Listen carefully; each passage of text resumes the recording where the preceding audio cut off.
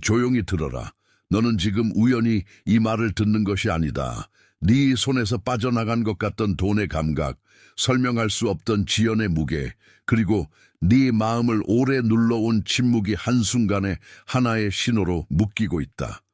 이 메시지는 네가 이미 느끼고 있던 것을 이름 붙인다. 아직 문이 닫힌 것처럼 보였어도 그것은 거절이 아니라 감시였다. 네가 끝내 잃어버린 것처럼 보였어도 그것은 끝이 아니라 보류였다. 지금 이 순간 나는 네가 왜 불안했는지, 왜 마음 한구석이 계속 숫자를 세듯 조용히 깨어 있었는지 말해 주려 한다. 네가 끝까지 들어야 할 이유가 여기 있다.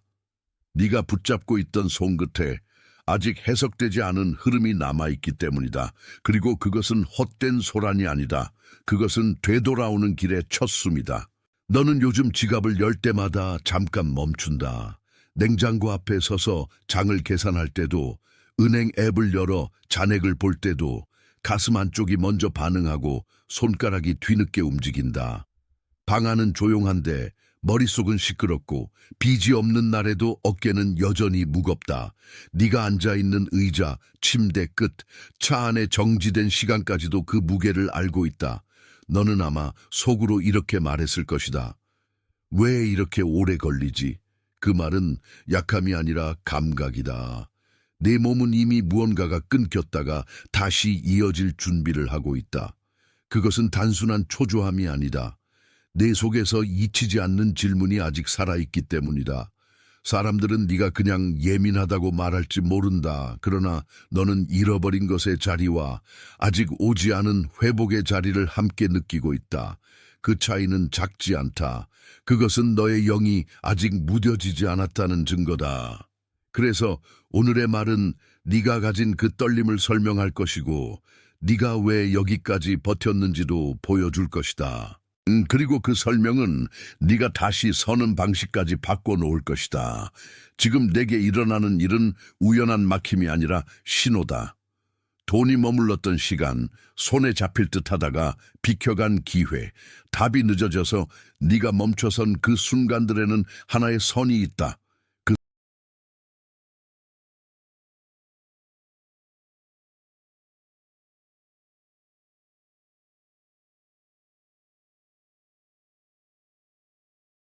주의하세요. 지금 무슨 일이 일어나고 있는지 이해해야 합니다. 몇몇 사람들은 멀어졌고, 어떤 분들은 다쳤으며 안전하다고 믿었던 상황들이 아무런 설명 없이 변하기 시작했습니다. 이것은 우연이 아닐 수도 있습니다.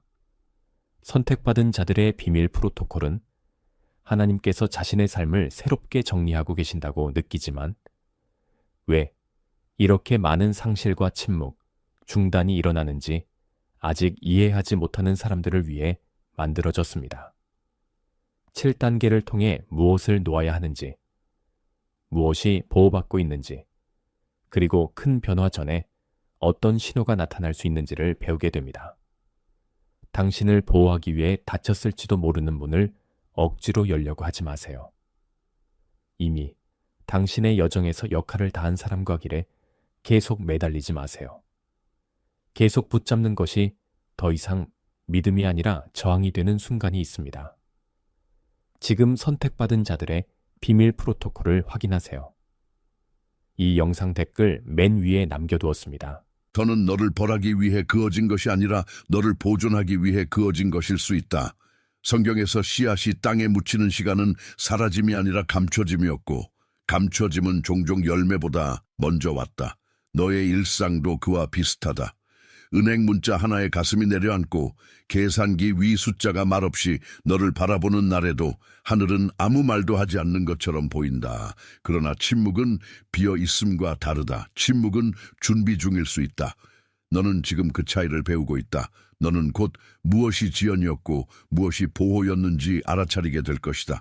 너는 또한 네가 왜 그토록 오래 잃어버린 듯 느꼈는지 이해하게 될 것이다. 그리고 마지막에는 돈 자체보다 더 깊은 복원이 무엇인지 보게 될 것이다. 네가 찾고 있는 것은 단지 액수가 아니라 질서다. 그 질서가 돌아올 때 네 마음도 함께 돌아온다. 아침에 일어나 커튼을 젖힐 때 창문 너머 빛은 언제나 같아 보이는데 네 안쪽은 다르게 반응한다. 식탁 위의 컵, 싱크대 옆에 놓인 영수증, 침대 아래에 흩어진 작은 종이들까지도 이상하게 선명하게 보인다. 네가 손으로 종이를 정리할 때 손바닥에는 설명할 수 없는 급함과 조용한 경계가 함께 남아있다.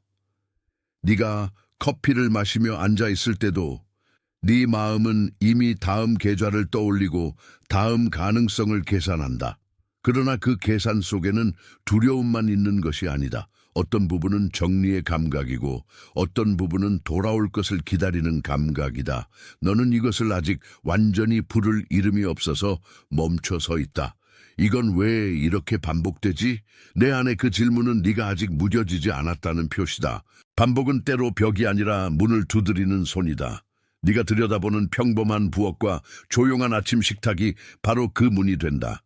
거기서 내 영은 숫자보다 더 큰 질서를 듣기 시작한다. 그러므로 오늘 너는 표면만 보지 말아야 한다. 표면 아래에서 무엇이 움직이는지 보아야 한다. 그 움직임이 네 다음 걸음을 준비하고 있다. 그리고 네가 이 장면을 지나면 그 다음은 훨씬 더 분명해진다. 너는 원래 작은 변화를 크게 느끼는 사람이 아니다. 그런데 지금은 작은 늦음도, 작은 멈춤도, 작은 빈칸도 네 안에서 오래 울린다. 그것은 네가 약해서가 아니라 네가 감지하는 능력을 잃지 않았기 때문이다. 무감각한 사람은 아무것도 묻지 않지만 너는 묻는다. 왜 내 안의 평안이 계속 흔들릴까? 그 질문은 네가 선택받았다는 과장된 말로 끝나지 않는다. 그것은 네가 책임을 감당할 준비를 하고 있다는 뜻이다. 너는 다른 사람보다 더 많은 것을 느끼는 동안 더 많이 상처받았다고만 생각했을지 모른다. 그러나 그 민감함은 사명이 되기 시작한다. 네가 방 한쪽에서 조용히 휴대폰을 내려놓고 대답 없는 메시지를 다시 보지 않기로 결심하는 순간 너의 감각은 정리된다. 그 정리는 냉정함이 아니라 분별이다. 그리고 분별은 네가 무엇을 다시 받을지, 무엇을 더 이상 잡지 않을지 알려준다. 네가 지금 흔들리는 이유는 내 영이 방향을 잃어서가 아니라 방향을 찾기 때문이다. 그것은 쉬운 일은 아니다. 그러나 네가 느끼는 깊이는 네가 곧 받을 깊이와 연결되어 있다. 그래서 너는 스스로를 작게 보지 말아야 한다. 지금의 민감함은 준비된 자의 표식이기 때문이다. 네 앞에 서 있는 방해는 거창한 얼굴을 하고 있지 않다. 그것은 보통 일처럼 보이고 바쁜 일정처럼 보이고 잠깐만 미루면 된다는 생각처럼 보인다. 탁자 위의 메모, 휴대폰 알림, 계속 들어오는 말들 속에서 그것은 네 주위를 가늘게 잘라 놓는다. 그래서 너는 하나를 붙잡는 듯하면서도 다른 하나를 놓친다. 이 방해는 너를 무너뜨리기보다 지치게 한다. 지친 마음은 분별을 늦추고 늦어진 마음은 다시 더 많은 소음을 불러들인다. 그래서 네가 밤이 되면 이상하게 머리가 무거워지는 것이다. 몸은 쉬고 싶은데 생각은 아직 출근 중이다. 네가 그 피로를 느끼는 이유는 단순한 과로가 아니다. 네 안에서 방향을 흐리게 하려는 오래된 압력이 움직이고 있기 때문이다. 그러나 그것도 결국 드러난다. 진짜 너를 밀어내지 못하고 단지 네 속도를 흐트러뜨릴 뿐이다. 네가 이 구조를 알아차리는 순간 이미 절반은 벗어난 것이다. 그리고 네가 더 늦기 전에 멈추면 소음은 더 이상 너를 이끌지 못한다. 그 다음 문은 다른 방식으로 열린다. 하나님은 종종 가장 조용한 곳에서 가장 분명한 패턴을 보여주신다. 네가 아무도 보지 않는 밤에 계산서를 접고 손가락으로 모서리를 누르며 기도할 때 그 순간은 아무 일도 아닌 것처럼 보인다. 그러나 바로 그 자리에서 네 마음은 오래전 야곱처럼 홀로 남겨지고 오래된 두려움과 새로운 약속 사이에 서게 된다. 야곱이 이름을 바꾸기 전에도 그는 한밤중에 씨름을 통과해야 했다. 너도 지금 비슷한 자리에 있다. 내 방, 내 책상, 내 지갑, 네 메모장 속의 숫자들까지도 그 밤의 현장처럼 느껴질 수 있다. 그 감각은 우연이 아니다. 네가 홀로 있을 때 더 선명해지는 이유는 네가 버려진 것이 아니라 다듬어지고 있기 때문이다. 오래된 이름이 내게 붙잡히려 하지만 새로운 이름은 조용히 너를 부른다. 그 충돌은 피곤하지만 거룩하다. 너는 더 이상 예전의 방식으로 버티는 사람으로만 남지 않는다. 너는 지금 오래된 습관과 새로워지는 부름 사이에 서 있다. 그 자리는 편안하지 않다. 그러나 그 자리는 참된 변화가 시작되는 자리다. 지금 네가 흘려보내면 다시 반복될 수 있는 것이 있다. 아무 일 아닌 척 넘기고 나중에 정리하자라고 말하고 마음의 경고를 대수롭지 않게 여기면 같은 공허함이 다른 얼굴로 돌아온다. 통장은 같아 보이는데 마음은 더 가벼워지지 않고 사람들은 웃고 있는데 너는 더 멀어지는 느낌을 받는다. 그 상태가 오래가면 네 안의 섬세한 감각은 서서히 굳는다. 그러면 회복이 와도 알아보지 못할 수 있다. 네가 잃는 것은 돈의 시간만이 아니다. 네가 잃는 것은 듣는 힘이다. 그래서 오늘의 경고는 두려움을 주기 위함이 아니다. 네 안에 살아있는 감각을 지키기 위함이다. 너는 이미 충분히 미루어 보았다. 이제는 멈춰서 알아듣는 쪽으로 가야 한다. 이 순간을 놓치지 않는 사람은 나중에 같은 문제를 다른 계절에서 다시 배우지 않는다. 너는 그 반복을 끝내는 자리 앞에 서 있다. 그리고 그 문턱은 생각보다 가까이 있다. 만약 지금까지 말한 것들 가운데 하나라도 네 안에 닿았다면 잠깐 멈추어 들어라. 네 어깨가 조금이라도 내려갔고 네 숨이 아주 조금이라도 깊어졌다면 댓글에 888을 적어라.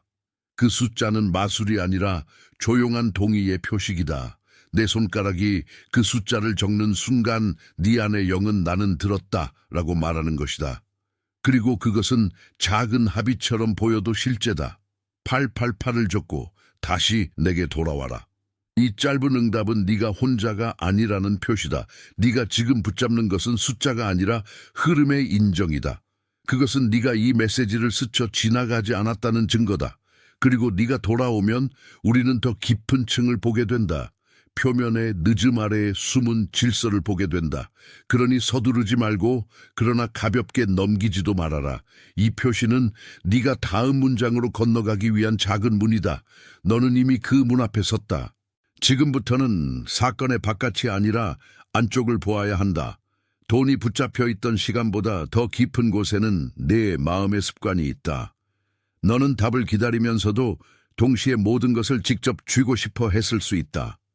그 긴장은 네가 약해서가 아니라 오래 버텨온 사람에게 흔한 방식이다.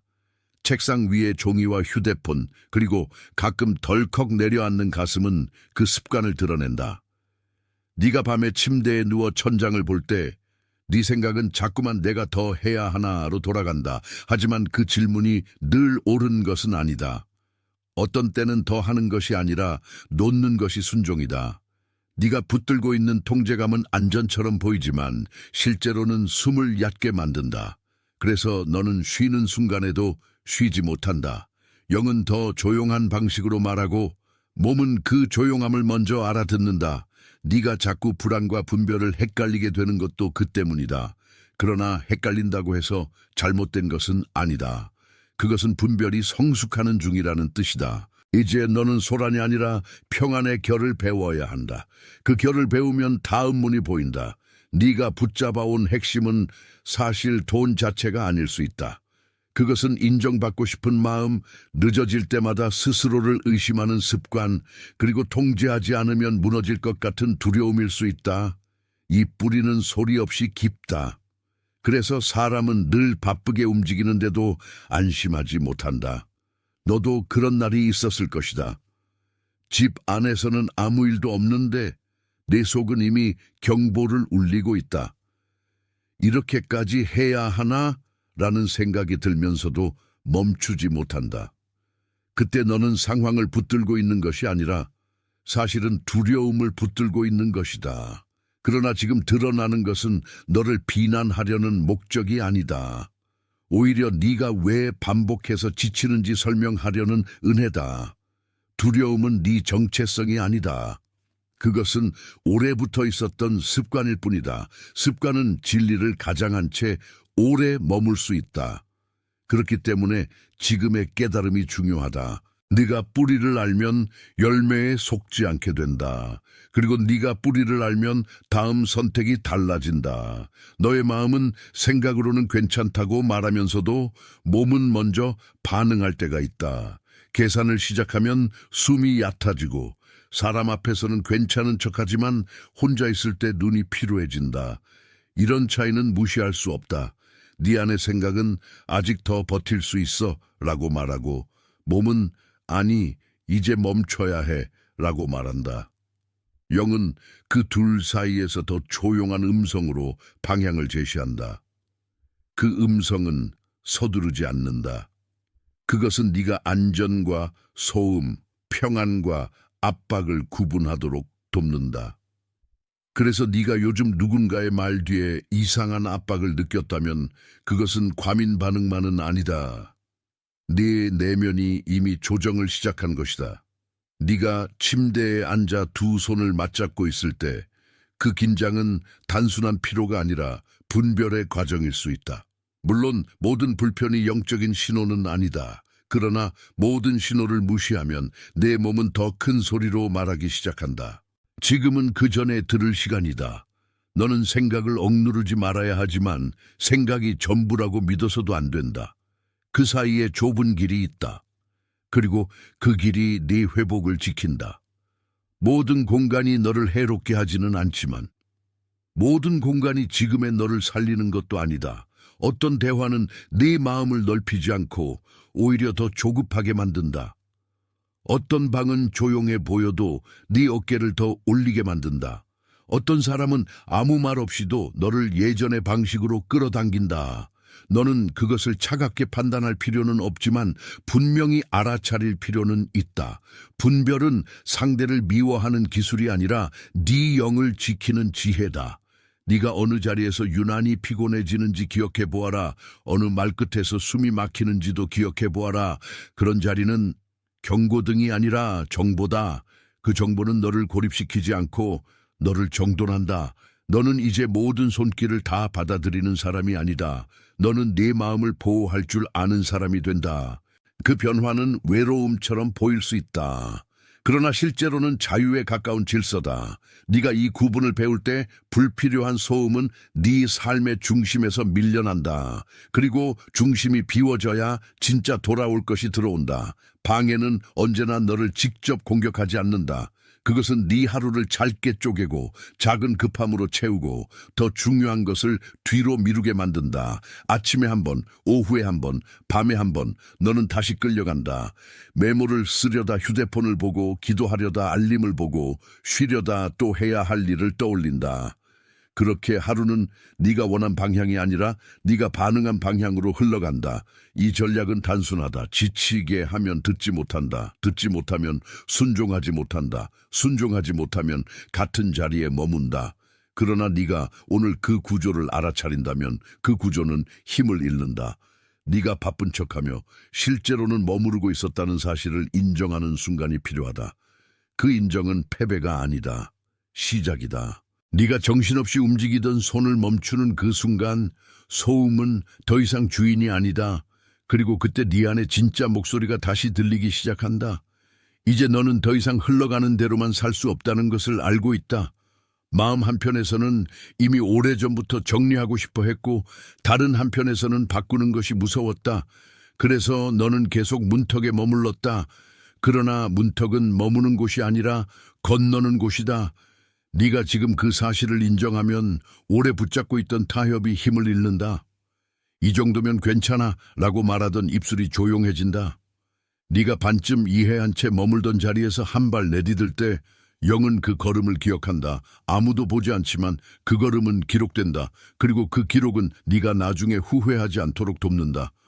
너는 이제 자신을 속이지 않는 쪽으로 가야 한다. 그 길은 화려하지 않다. 그러나 그 길은 맑다. 네가 맑은 길에 서면 다음으로 볼 것은 더 깊은 이미지다. 그 이미지는 네 안에서 오래 기다리던 것을 드러낼 것이다.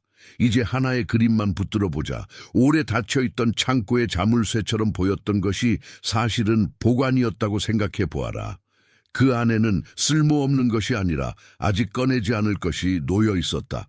먼지가 쌓인 상자, 낡은 천, 오래된 장부처럼 보이는 것들 사이에도 순서가 있다. 너는 지금 그 창고 앞에 서 있다. 내 손은 차갑고 문고리는 차분해 보이지만 안쪽에는 오래된 공기와 기다림이 남아있다. 그 공기는 버려진 냄새가 아니라 보존의 냄새다. 네가 그 안을 열 때 모든 것이 한꺼번에 쏟아지는 것이 아니다. 먼저 냄새가 바뀌고 그 다음 빛이 들어오고 그 다음에야 형태가 보인다. 지금 내 삶의 어떤 부분이 바로 그렇다. 네가 왜 오래 멈췄는지, 왜 어떤 응답이 지연되었는지, 왜 손에서 놓인 듯 보였는지 이 이미지가 말해준다. 하나님은 종종 닫힌 창고처럼 보이는 곳에 값진 것을 보관하신다. 닫힘은 끝이 아니라 보호다. 너는 그것을 아직 배우는 중이다.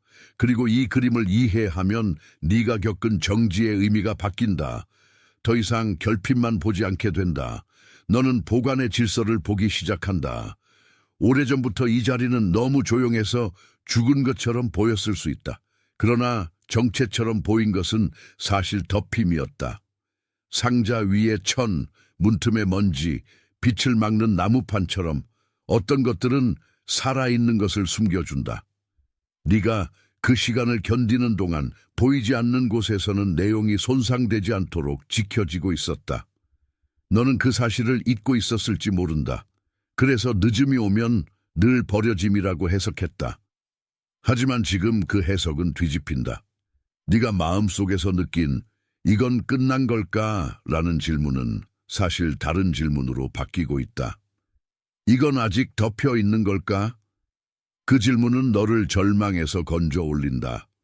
창고의 문이 굳게 닫혀 있는 동안에도 안쪽은 자라고 있었다.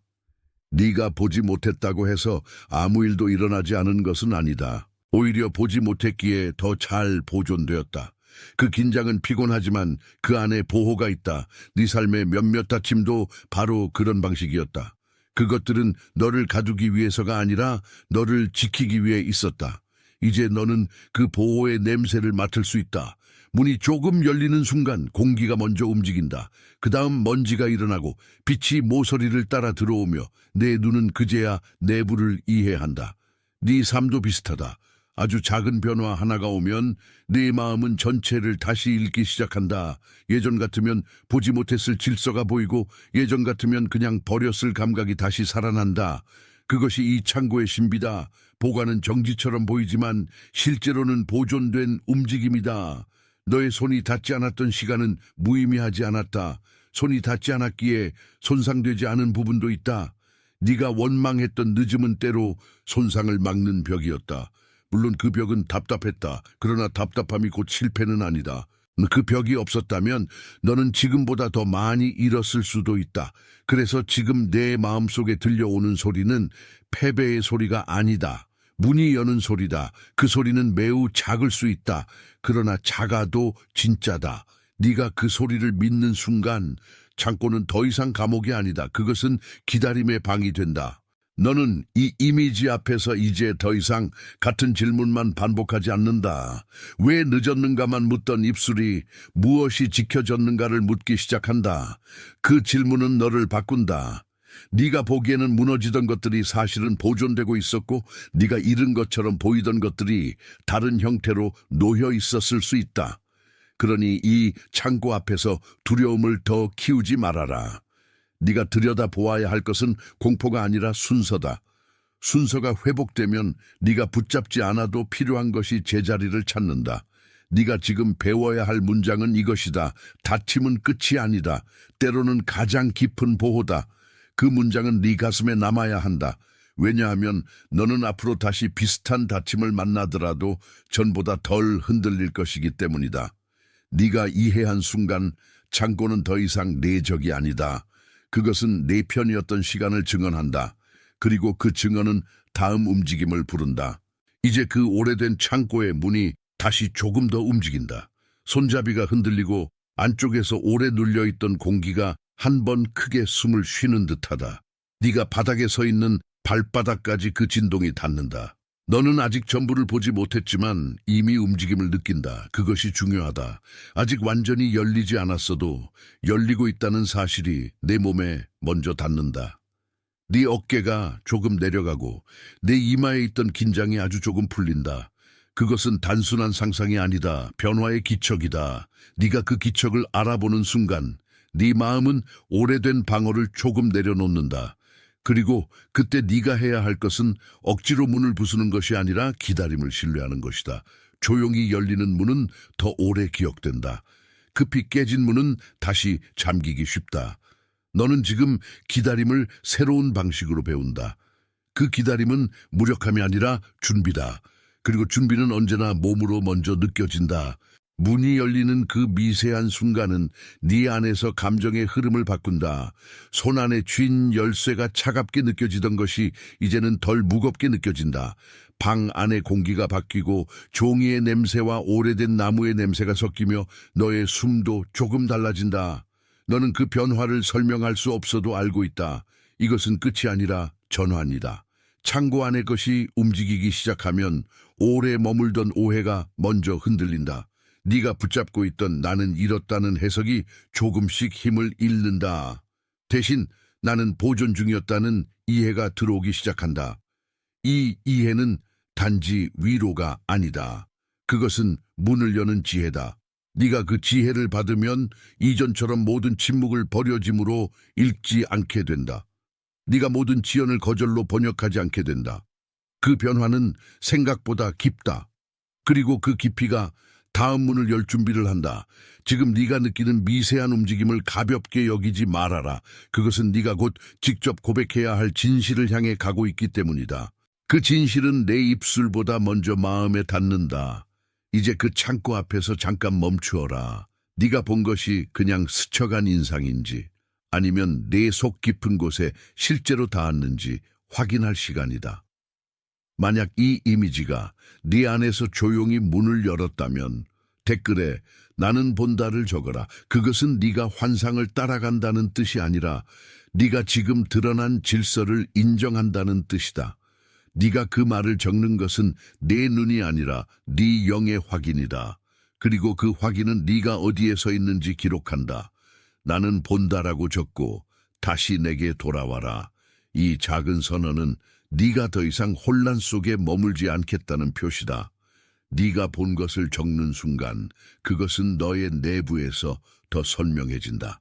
그리고 그 선명함은 다음 장면을 준비한다. 이제부터는 돌아오는 길이 시작된다.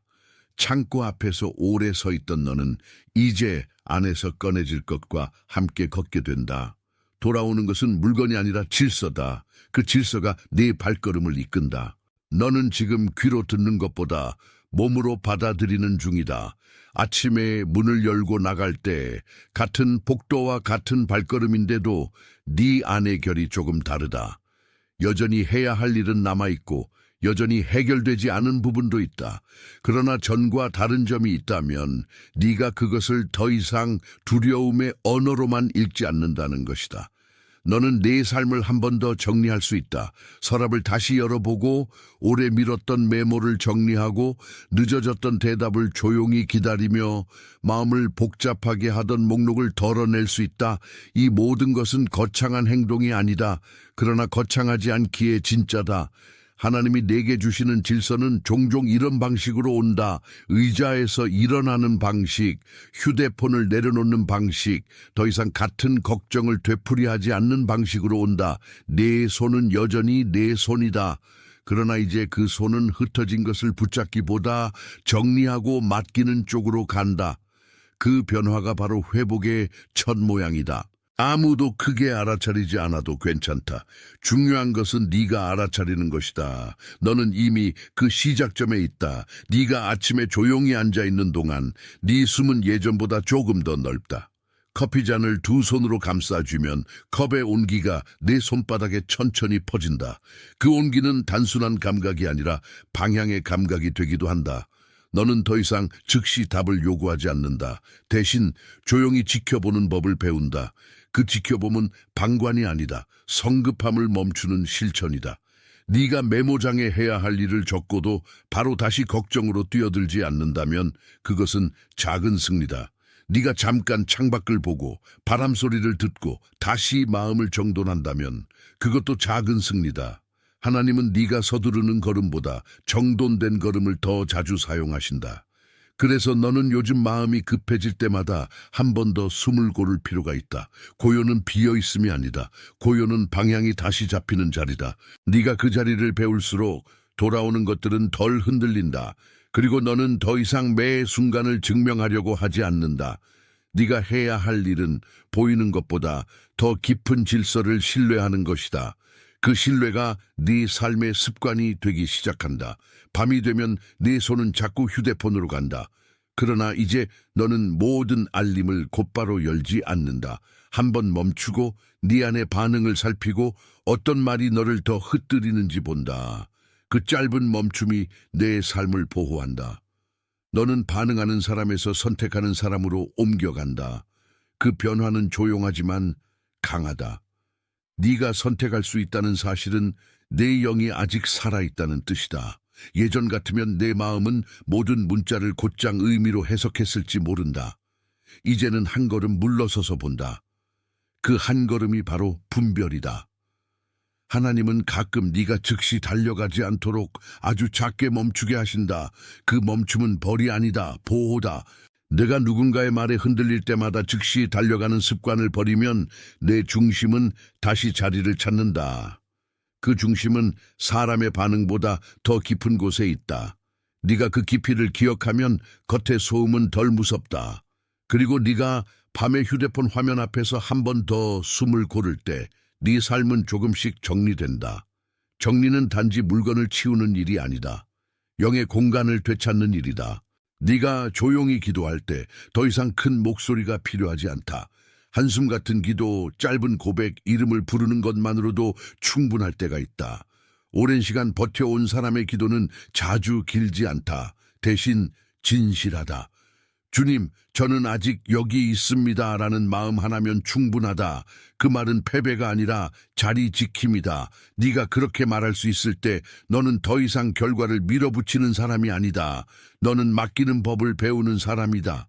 맡김은 포기가 아니다. 맡김은 보관실의 문을 열쇠로 부수지 않는 지혜다.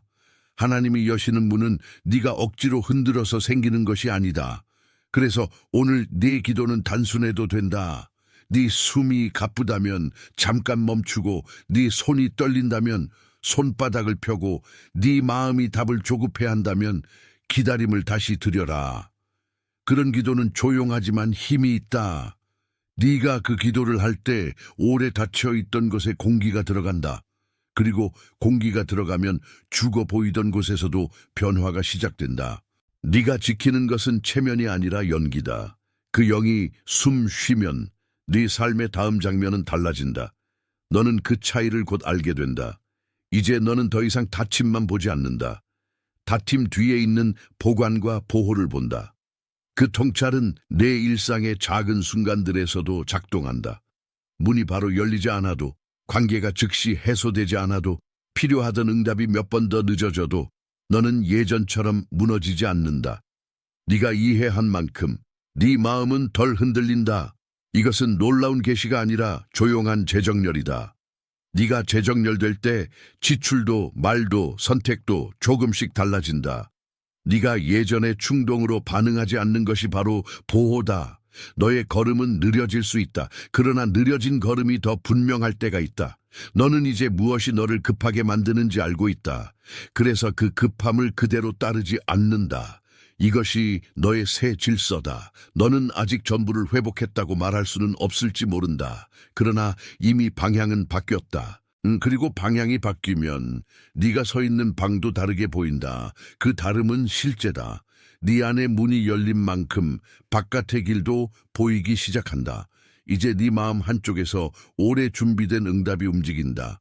네가 붙들던 숫자, 해석, 염려가 조금씩 자리를 옮기고 있다. 그것은 단순한 생각의 교정이 아니다. 네 삶을 보는 눈이 바뀌는 것이다. 옛날에는 다침을 보면 실패라고 생각했다. 이제는 다침 안에 있는 보호를 생각한다. 옛날에는 지연을 보면 거절이라고 생각했다. 이제는 지연 안에 있는 순서를 생각한다. 옛날에는 손에서 빠져나간 것만 보였다. 이제는 돌아올 수 있도록 지켜진 것까지 본다. 이 차이는 너를 낙심해서 건져 올린다.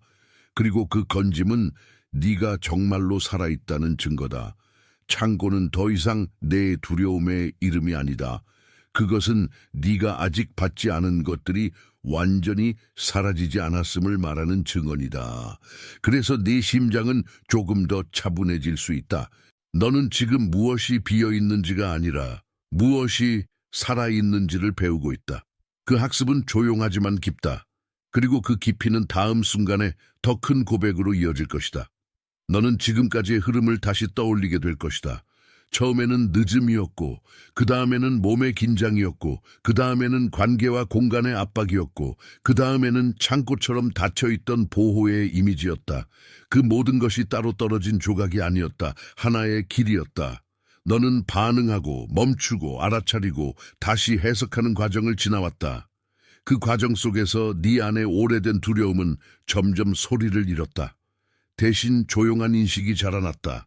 네가 이 메시지를 들으며 느낀 무게와 풀림, 의심과 안도는 같은 문을 다른 쪽에서 만진 것이다. 그러니 이제 너는 그 문 앞에서 더 이상 혼란에 머물 필요가 없다. 늦음은 반드시 손실이 아니었고, 침묵은 반드시 버림이 아니었고, 다침은 반드시 끝이 아니었다. 네 안에서 그 진실이 천천히 자리를 잡는다. 그리고 자리를 잡은 진실은 다시 흔들리지 않는다. 너는 그 진실을 통해 내 삶을 다시 본다. 그것이 오늘의 전환이다. 이제 너는 그 전환을 내 입술로도 확인해야 한다. 이 메시지가 내게 단순한 소음이 아니었다면 댓글에 나는 선택받았다를 적어라. 그것은 소원을 쓰는 것이 아니다. 이미 형성되어 온 동의를 확인하는 것이다. 네가 그렇게 적는 순간 네 안의 혼란은 더 이상 마지막 말을 하지 못한다. 그 문장은 네가 너 자신을 낮게 보지 않겠다는 표시다. 나는 선택받았다라고 적고 다시 내게 돌아와라. 이 고백은 네가 다른 사람보다 낫다는 뜻이 아니다. 그것은 네가 버려진 이름에 머물지 않겠다는 뜻이다. 그리고 그 확인은 내 마음에 새로운 중심을 준다. 이제부터는 네가 받은 것을 따라 사는 시간이다. 그 시간은 조용하지만 분명하다. 네가 주의하세요. 지금 무슨 일이 일어나고 있는지 이해해야 합니다. 몇몇 사람들은 멀어졌고 어떤 문들은 닫혔으며 안전하다고 믿었던 상황들이 아무런 설명 없이 변하기 시작했습니다. 이것은 우연이 아닐 수도 있습니다. 선택받은 자들의 비밀 프로토콜은 하나님께서 자신의 삶을 새롭게 정리하고 계신다고 느끼지만 왜 이렇게 많은 상실과 침묵, 중단이 일어나는지 아직 이해하지 못하는 사람들을 위해 만들어졌습니다. 7단계를 통해 무엇을 놓아야 하는지, 무엇이 보호받고 있는지, 그리고 큰 변화 전에 어떤 신호가 나타날 수 있는지를 배우게 됩니다. 당신을 보호하기 위해 닫혔을지도 모르는 문을 억지로 열려고 하지 마세요. 이미 당신의 여정에서 역할을 다한 사람과 길에 계속 매달리지 마세요. 계속 붙잡는 것이 더 이상 믿음이 아니라 저항이 되는 순간이 있습니다. 지금 선택받은 자들의 비밀 프로토콜을 확인하세요. 이 영상 댓글 맨 위에 남겨두었습니다.